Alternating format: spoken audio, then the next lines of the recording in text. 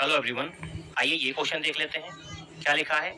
ए सम of 12,000 रुपए, कह रहा 12,000 रुपए थे, इन्वेस्टेड फॉर 15 मंथ, और 15 महीने के लिए इन्वेस्ट करते हैं।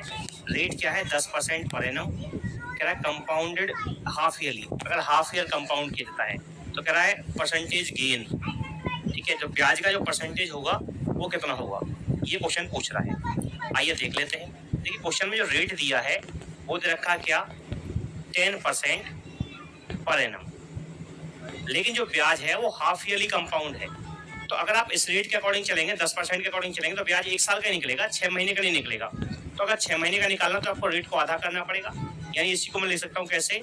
5% पर हाफ ईयरली, हाफ ईयरली। बात को समझ गए होंगे? तो 5% के अकॉर्डिंग फ्रैक्शन क्या बन जाएगा? 1/20। उम्मीद है समझ गए होंगे बात को। जबकि टाइम कितना है? टाइम दिया है 15 मंथ। तो अगर 15 मंथ को हाफ ईयर के अकॉर्डिंग देखें तो देखो 12 महीने में 2 तो हो जाएंगे हाफ ईयर, 2 हाफ ईयर हो जाएंगे, और उसके बाद में कितना बचेगा? 3 मंथ और बचेंगे। उम्मीद है बात को समझ गए होंगे। तो 2 हाफ ईयर तो पूरे होंगे, और जब 2 हाफ ईयर तो ये पूरे होंगे, और 3 मंथ का मतलब आधा हाफ ईयर हो जाएगा।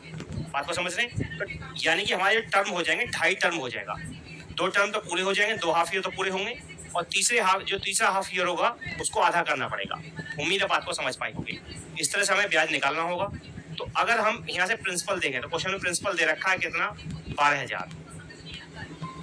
12,000 प्रिंसिपल है। इससे रेट क्या है? 1/20। तो पहले हाफ ईयर का रेट 1/20 है, तो 1/20 से अगर डिवाइड किया जाए तो कितना रह जाएगा? 600 रुपये रह जाएगा पहले हाफ ईयर का। अगर सेकेंड हाफ ईयर का देखेंगे तो सेकेंड हाफ ईयर के लिए रेट भी क्या होगा? यही 1/20 होगा। ठीक है, तो 1/20 से पहले कितना आ जाएगा? 600 आ जाएगा। ठीक है, प्रिंसिपल पे फिर 600 पे निकालेंगे, कितना आ जाएगा? 20 या 60। ये सेकेंड हाफ ईयर का आएगा।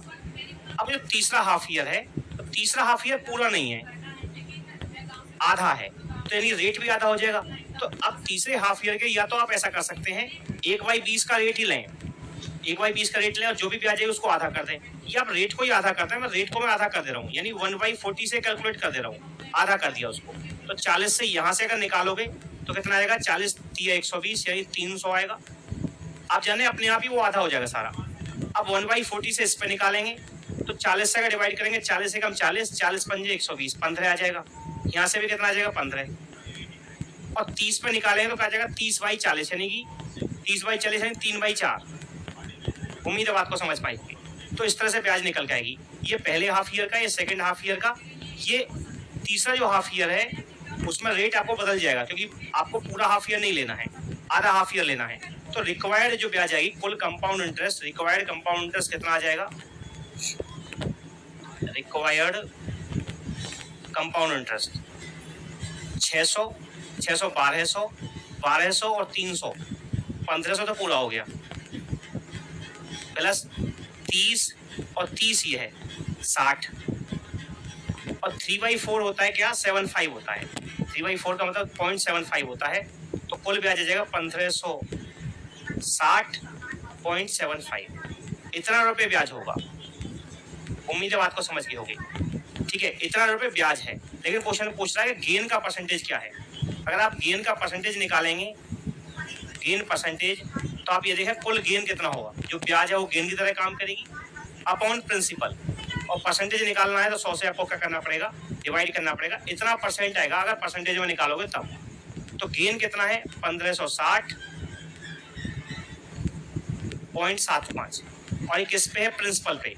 प्रिंसिपल कितना है? 12,000 क्वेश्चन में दे रखा है। प्रिंसिपल दिया है 12,000, परसेंटेज में कितने से? 100 से।